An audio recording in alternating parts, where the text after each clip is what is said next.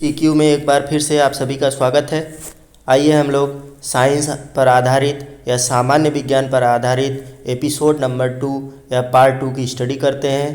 तो यदि आप सामान्य विज्ञान से संबंधित सभी एपिसोड को देखते हैं और वीडियो को अंततः समझते हैं तो आप सामान्य विज्ञान से संबंधित आने वाले कंपटीशन जैसे रेलवे SSC, ग्रुप डी, लेखपाल या UP SSC JEE में जो भी क्वेश्चन पूछे जाएंगे आप उसके आंसर दे सकेंगे, इसका मैं विश्वास दिलाता हूँ। आइए सबसे पहला क्वेश्चन है, सार्वत्रिक दाता रक्त समूह कौन सा है? तो जो ब्लड ग्रुप होते हैं, टोटल ब्लड ग्रुप 4 होते हैं, AB और O। ब्लड ग्रुप 4 होते हैं। तो आप में से शायद कुछ लोग जानते होंगे कि O जो होता है वो सर्वदाता होता है, जबकि AB जो होता है वो सर्वग्राही होता है। लेकिन आज के दौर में, आज के समय में जो क्वेश्चन पूछा जाता है वो ये है कि O निगेटिव सर्वदाता होता है या O पॉजिटिव होता है। तो इसका राइट आंसर क्या होगा? O निगेटिव सर्वदाता होता है और AB पॉजिटिव जो होता है वो सर्वग्राही होता है। मतलब क्या है? AB पॉजिटिव सबसे ब्लड ले सकता है, जबकि O निगेटिव सबको ब्लड दे सकता है। इस क्वेश्चन का राइट आंसर क्या होगा? सार्वत्रिक रक्तदाता समूह O निगेटिव है। आइए नेक्स्ट क्वेश्चन देखते हैं, हीमोग्लोबिन में क्या उपस्थित रहता है? तो हीमोग्लोबिन में एक धातु पाई जाती है, लोहा, आयरन जिसको बोलते हैं, आयरन। तो हीमोग्लोबिन जो होता है RBC में पाया जाता है।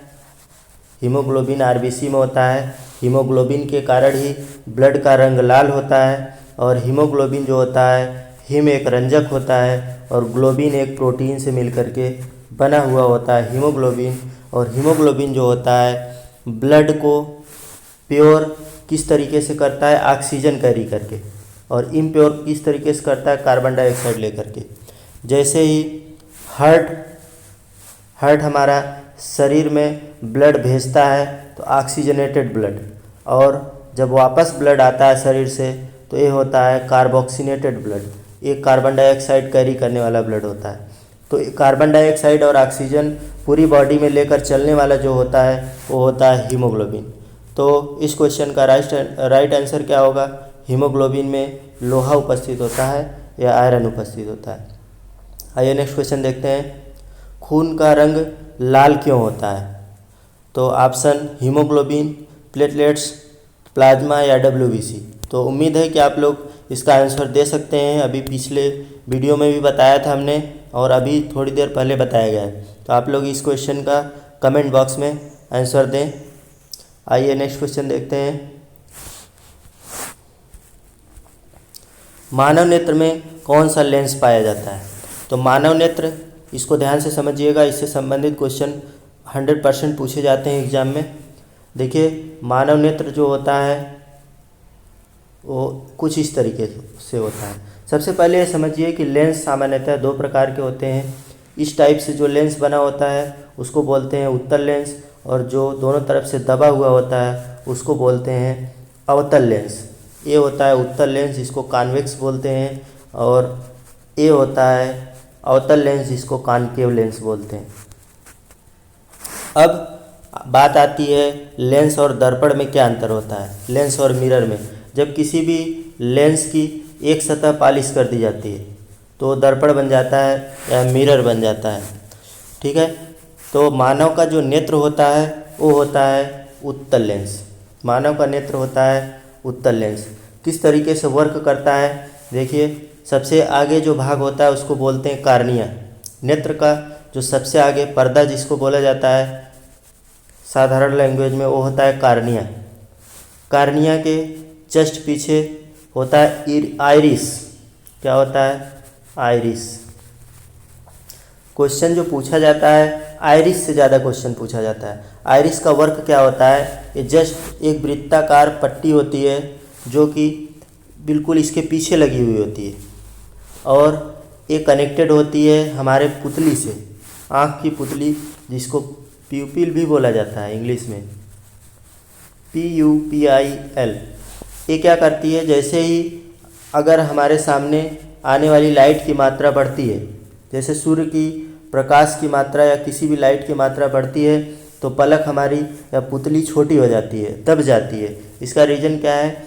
आइरिस जो है आँख में प्रवेश करने वाली लाइट की मात्रा को नियंत्रित करता है। जैसे ही मात्रा बढ़ती है तो ये छोटा कर देता है, और जैसे ही मात्रा कम होती है पूरी तरह से आँख ओपन हो जाती है।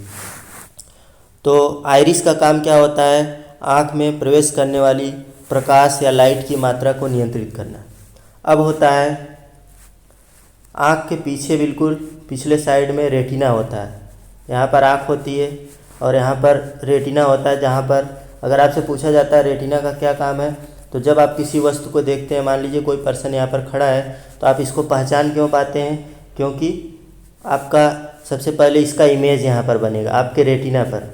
तो रेटिना पर क्या होता है? एक पर्दा का काम करता है, जहाँ पर उत्तल लेंस से लाइट जाने के बाद रेटिना पर प्रतिबिंब बनता है। इस क्वेश्चन का राइट आंसर क्या होगा? मानव नेत्र में उत्तल लेंस पाया जाता है। नेक्स्ट क्वेश्चन, अंतरिक्ष यात्री को आकाश कैसा दिखाई देता है? तो जो नॉर्मली या सामान्यतः जो आकाश का रंग होता है वो होता है ब्लैक। अगर यहाँ पर वायुमंडल ना होता तो आकाश बिल्कुल ब्लैक दिखाई देता है। तो होता क्या है कि जैसे ही पृथ्वी, यहाँ पर पृथ्वी है, देखिए कुछ इस तरीके से होता है। यहाँ पर पृथ्वी है, पृथ्वी के चारों तरफ वायुमंडल है, सन की लाइट यहाँ है।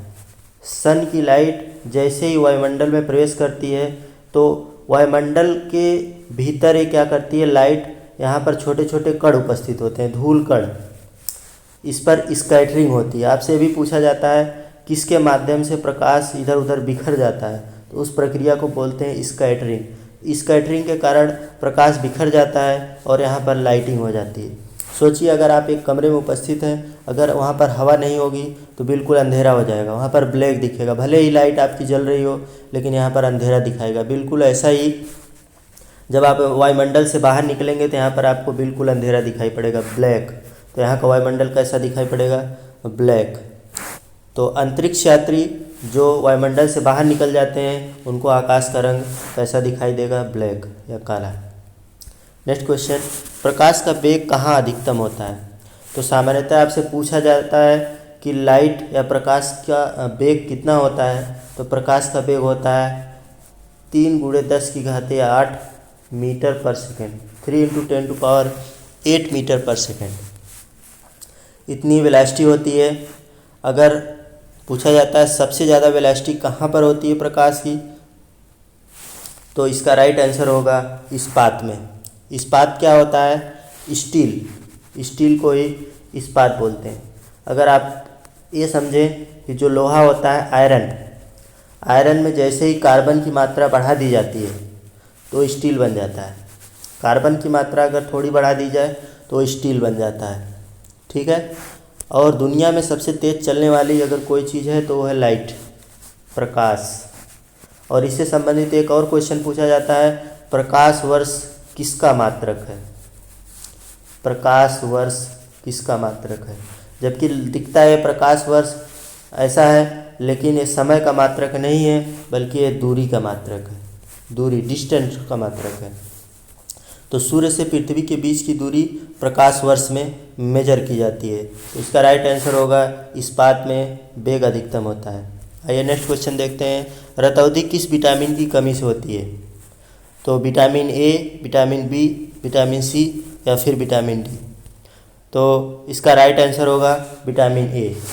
कुछ और चीज़ें हम लोग देखते हैं। विटामिन ए जो होता है इसका रासायनिक नाम पूछा जाता है आपसे, तो इसका रासायनिक नाम होता है रेटिनाल। इसका रासायनिक नाम होता है रेटिनाल। विटामिन बी की कमी से होने वाला रोग पूछा जाता है तो वेरी वेरी। विटामिन बी या B1 की कमी से होने वाला रोग वेरी वेरी। विटामिन सी की कमी से होने वाला रोग, इसको B1 भी बोल सकते हैं। सामान्यतः बी का इंडिकेशन जो होता है B1 से ही होता है। विटामिन सी का जो इससे संबंधित रोग है वो है स्कर्वी रोग। विटामिन सी की कमी से होने वाला रोग स्कर्वी रोग। और विटामिन डी की कमी से होने वाला रोग रिकेट्स होता है, जिसमें बच्चों की हड्डियां टेढ़ी हो जाती हैं। तो विटामिन ए की कमी से कौन सा रोग होता है? रतौंधी। विटामिन बी की कमी से बेरी और विटामिन सी की कमी से स्कर्वी और विटामिन डी की कमी से रिकेट्स होता है। अब सभी का रासायनिक नाम देखते हैं। Vitamin A retinol, vitamin B का thiamine, vitamin C ascorbic acid और विटामिन डी का क्या होता है? पिछले वीडियो में बताया गया, आप कमेंट बॉक्स में बताइए। तो इसका राइट आंसर क्या होगा? विटामिन ए।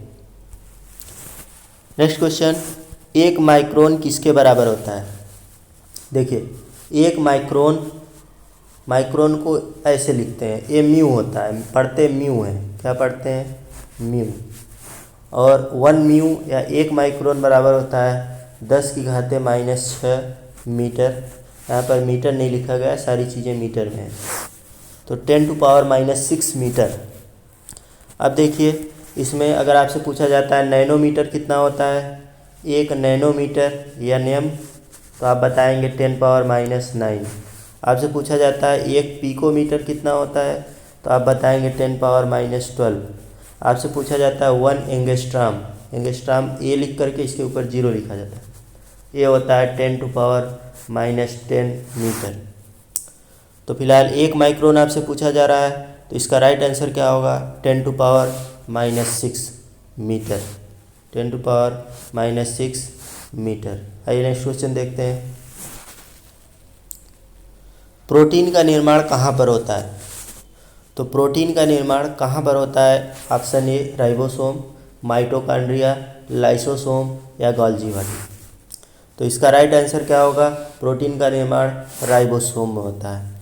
राइबोसोम जो होते हैं छोटे छोटे कण होते हैं जो कि प्रोटीन सिंथेसिस या प्रोटीन बनाने में मदद करते हैं। राइबोसोम को प्रोटीन की फैक्ट्री भी बोला जाता है, ये भी बहुत इंपॉर्टेंट क्वेश्चन है।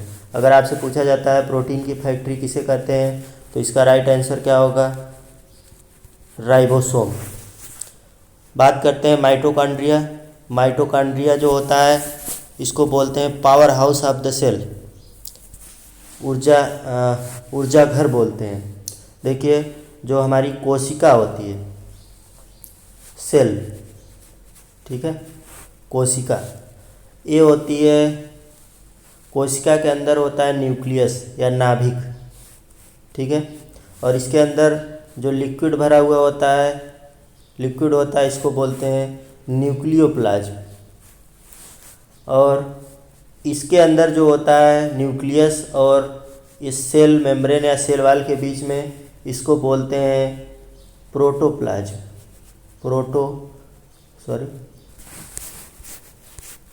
प्रोटोप्लाज्म क्या बोलते हैं?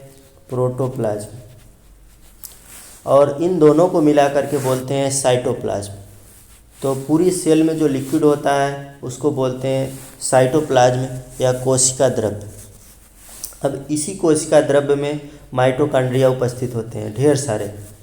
माइटोकॉन्ड्रिया में सबसे इंटरेस्टिंग बात है कि माइटोकॉन्ड्रिया ऐसा है जिसमें डीएनए पाया जाता है। एक ऐसा कोशिका का अंग है, ऑर्गेनेल्स है, जिसमें कि डीएनए पाया जाता है, और ये आवश्यकता अनुसार अपनी मात्रा को नियंत्रित कर सकते हैं, बढ़ा सकते हैं या घटा सकते हैं, क्योंकि इसमें डीएनए पाया जाता है। तो इसको हम लोग बाकी चीज़ें बाद में देखेंगे। तो इसका राइट आंसर क्या होगा? प्रोटीन का निर्माण राइबोसोम में होता है। लाइसोसोम की बात करते हैं। लाइसोसोम को suicide bag of the cell कहा जाता है। जैसे ही कोई सेल डेड हो जाती है तो लाइसोसोम क्या करता है? अपने आप को मार देता है, या लाइसोसोम जो है खुद के द्वारा पूरी सेल को नष्ट कर सकता है। जैसे ही लाइसोसोम सुसाइड करता है, पूरी सेल क्या कर जाती है? डेड कर जाती है। तो इसको, ये भी आत्महत्या की थैली बोला जाता है इसको, ये भी इम्पोर्टेंट क्वेश्चन है, आत्महत्या की थैली।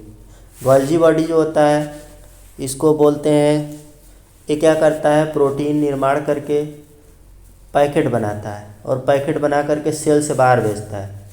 सेल से बाहर यातायात नियंत्रक होता है, इसको क्या बोलते हैं? यातायात प्रबंधक। ये क्या करता है? जैसे ही प्रोटीन का निर्माण होता है उसको पैकेजिंग करता है, पैकेजिंग करके सेल से बाहर जहाँ आवश्यकता होती है वहाँ पर भेजता है। इसका भी बहुत इंपॉर्टेंट रोल है, इसको हम लोग कभी विस्तार से देखेंगे। आइए नेक्स्ट क्वेश्चन देखते हैं। प्रोटॉन की खोज किसने किया था?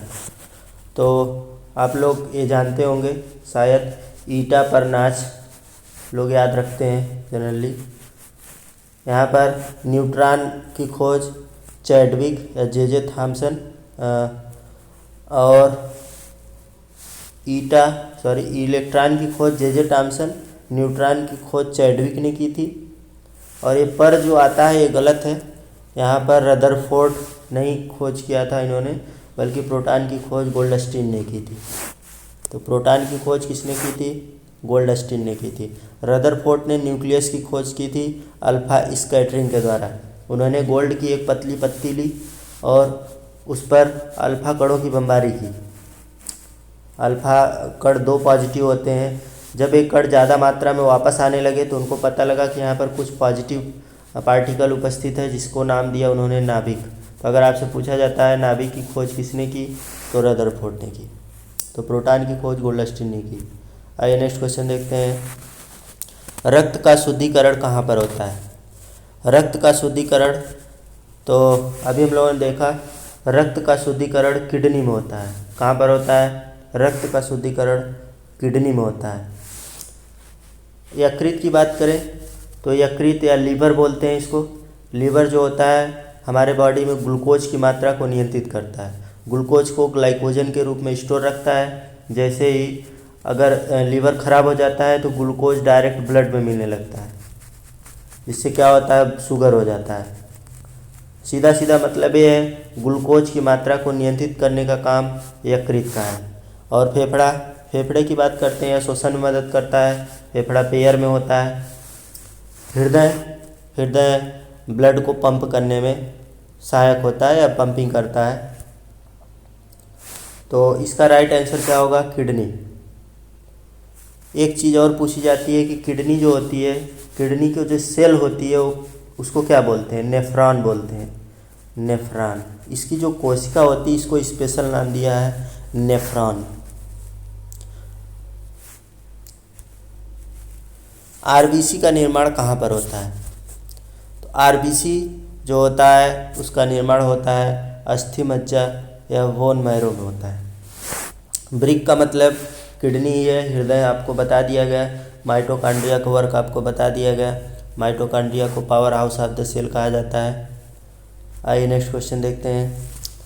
वायुमंडल के ऊपरी भाग में उपस्थित ओजोन परत हमारी किससे रक्षा करती है? तो देखिए ये पृथ्वी है। पृथ्वी के ऊपर वायुमंडल पाया जाता है। वायुमंडल 5 परतों में डिवाइड है। सबसे निचला मंडल जो क्षोभ मंडल, उसके ऊपर होता है समताप मंडल, उसके ऊपर होता है मध्य मंडल, और उसके ऊपर होता है आयन मंडल, और सबसे बाहर जो होता है उसको बोलते हैं बहिर्मंडल। ठीक है। तो जो क्षोभ मंडल होता है ये मौसम संबंधी घटनाओं से संबंधित होता है। मौसम से संबंधित जो भी बदलाव होते हैं क्षोभ मंडल में होते हैं। और जो समताप मंडल होता है ये जहाज़ या वायुयान उड़ाने के लिए बहुत ही सहायक होते हैं और इसी में उड़ाए जाते हैं। और इसी समताप मंडल में ही ओजोन परत पाई जाती है। तो एक इम्पॉर्टेंट क्वेश्चन यहाँ से बनता है कि ओजोन परत कहाँ पर पाई जाती है? तो समताप मंडल में पाई जाती है। ओजोन परत जो ओजोन होती है O3 होती है। इसका सिंबल है O3। 3 ऑक्सीजन के परमाणुओं से मिलकर के बना हुआ होता है और ये सूर्य की आने वाली पराबैंगनी किरणों से हमारी रक्षा करता है। यूवी रेज कभी कभी देखने को मिलता है लिखा हुआ, अल्ट्रा वायलेट रेज बोलते हैं। तो इसका राइट आंसर क्या होगा? पराबैंगनी किरणें। आइए नेक्स्ट क्वेश्चन देखते हैं। किसी उत्तल लेंस की फोकस दूरी हमेशा होती है। उत्तल लेंस, देखिए उत्तल लेंस क्या करता है? अगर सामने से कोई लाइट आ रही है तो उसको एक बिंदु पर फोकस कर देता है, और जो अवतल लेंस होता है वो अपने से पास आने वाली लाइट को डाइवर्ज कर देता है। तो इससे जो प्रतिबिंब बनता है वो उल्टा यहाँ पर आकर के बनता है और इसका प्रतिबिंब इस लेंस के पार बनता है। तो इसलिए इसको पॉजिटिव बोला जाता है और इसको निगेटिव बोला जाता है। तो उत्तल लेंस की फोकस दूरी क्या होती है? पॉजिटिव, और अवतल लेंस की निगेटिव होती है। लेंस की क्षमता का मात्रक क्या है? तो लेंस की क्षमता का मात्रक होता है डायोप्टर। क्या होता है? डायोप्टर। आपसे पूछा जाता है फोकस दूरी का क्या मात्रक है, तो फोकस दूरी मीटर में मेजर की जाती है। किसी भी लेंस की फोकस दूरी, जैसे मान लीजिए ये उत्तल लेंस है, उत्तल लेंस की फोकस दूरी क्या होती है, तो जहाँ पर सन की कोई भी लाइट अगर इधर से जा रही है तो जिस बिंदु पर ये आकर के मिलती है वही इसका फोकस पॉइंट होता है। जनरली इसको डिफाइन इस तरीके से किया जाता है कि जो लेंस होते हैं वो किसी गोली दर्पण से काटे गए होते हैं। अब जैसे मान लीजिए यहाँ से आपको दर्पण बनाना है, तो आप एक लेंस आपका यहाँ उत्तल लेंस बन गया। अब यहाँ पर दूसरा देखिए, अवतल लेंस बन गया, फिर से उत्तल बन गया, अवतल बन गया, फिर से उत्तल बन गया, अवतल बन गया।